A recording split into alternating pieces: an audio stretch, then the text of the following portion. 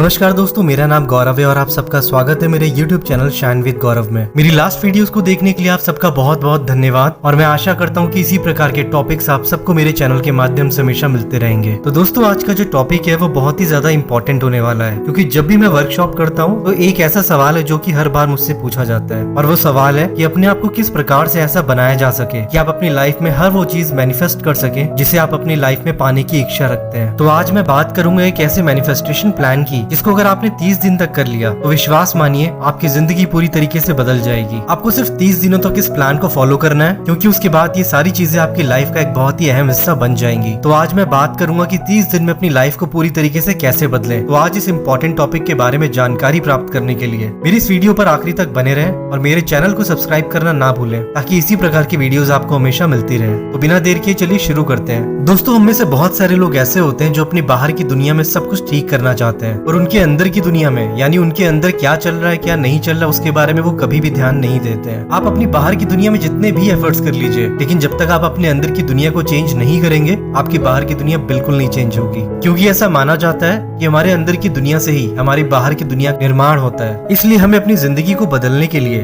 अपने अंदर काफी सारे चेंजेस करने की जरूरत है। तो आज मैं बात करूंगा उन छोटी छोटी और बहुत ही इंपॉर्टेंट टेक्निक्स के बारे में, जिसको अगर आपने अपनी लाइफ में सिर्फ 30 दिनों तक कर लिया तो यकीन मानिए आपकी लाइफ पूरी तरीके से बदल जाएगी। तो सबसे पहली आदत है ब्रह्म मुहूर्त में उठना। दोस्तों, ब्रह्म मुहूर्त के बारे में मैंने अपनी पिछली वीडियोस में भी बहुत सारी बातें करी हैं, और यकीन मानिए ये मेरा पर्सनल एक्सपीरियंस है कि अगर आप ब्रह्म मुहूर्त में उठना शुरू करते हैं तो आप अच्छा महसूस करना शुरू कर देंगे। ब्रह्म मुहूर्त को ऐसे ही पावरफुल टाइम नहीं बोला गया है। अगर आप हमारे वेदों को पढ़ते हैं तो वेदों में ब्रह्म मुहूर्त को एक अलग ही स्थान दिया गया है, और इस पावरफुल टाइम के बारे में ये बोला गया है कि जो भी व्यक्ति इस पावरफुल टाइम में उठता है उसे धन दौलत, यश, ऐश्वर्य, सफलता और वो सारी चीजें मिलती हैं जिसे वो अपनी लाइफ में पाने की इच्छा रखता है। तो अगर आप अपनी लाइफ को चेंज करना चाहते हैं तो सबसे पहले सुबह उठना शुरू करिए और ब्रह्म मुहूर्त का लाभ उठाना शुरू कर दीजिए। जो दूसरा सबसे इम्पोर्टेंट पॉइंट है वो है ग्रेटिट्यूड्स को लिखना। दोस्तों, आप जब भी ब्रह्म मुहूर्त में उठते हैं तो ब्रह्म मुहूर्त में उठने के बाद आप एक कॉपी लें और एक पेन लें, और आपकी लाइफ में जो जो चीजें आपको दी गई हैं उन सारी चीजों के लिए ईश्वर का या इस ब्रह्मांड का धन्यवाद करें। हर उस छोटी से छोटी और बड़ी से बड़ी चीजों के बारे में धन्यवाद लिखें जो आपको इस प्रकृति के द्वारा या किसी और के द्वारा दिया गया है। क्योंकि हमारी पवित्र पुस्तक भगवत गीता में भी लिखा है कि आपको जो दिया गया है, अगर आप उसके लिए धन्यवाद करते हैं या धन्यवाद की भावना रखते हैं तो आपको और ज्यादा दिया जाएगा। और अगर आपके पास जो नहीं है उस चीज को लेकर के आप कंप्लेन करते हैं तो आपके पास जो है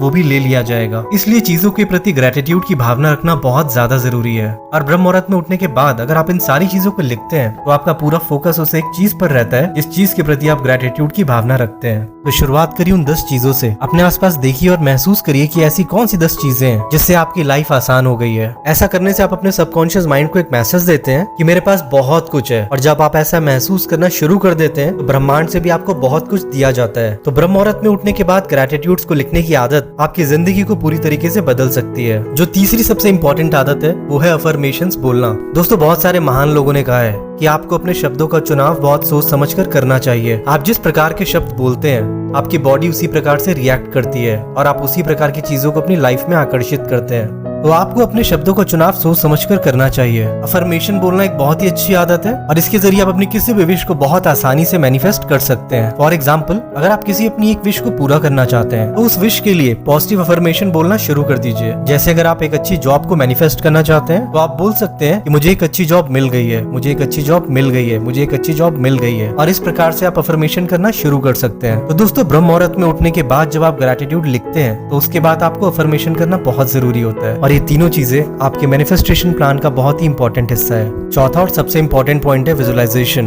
दोस्तों, पूरे दिन में 2 समय ऐसा होता है जिस टाइम पर आपका सबकॉन्शियस माइंड सबसे ज्यादा एक्टिव रहता है, और वो 2 समय है सुबह जस्ट उठने के बाद और रात में सोने से जस्ट पहले। जब भी आप सुबह सोकर उठते हैं तो आपको कम से कम 4 से 5 मिनट के लिए उन सारी चीजों को विजुलाइज करना चाहिए जिन चीजों को आप अपनी लाइफ में आकर्षित करना चाहते हैं, और ऐसा विजुलाइज कीजिए कि जैसे वो सारी चीजें पहले से ही आपके पास है। ये सेम प्रोसेस आपको रात में सोने से पहले भी फॉलो करना है। आप उन चीजों को अपने पास महसूस करिए जिन चीजों को आप अपनी लाइफ में आकर्षित करना चाहते हैं। रात को सोने से जस्ट पहले आप अपनी आंखों को बंद करिए और विजुलाइजेशन करना शुरू करिए।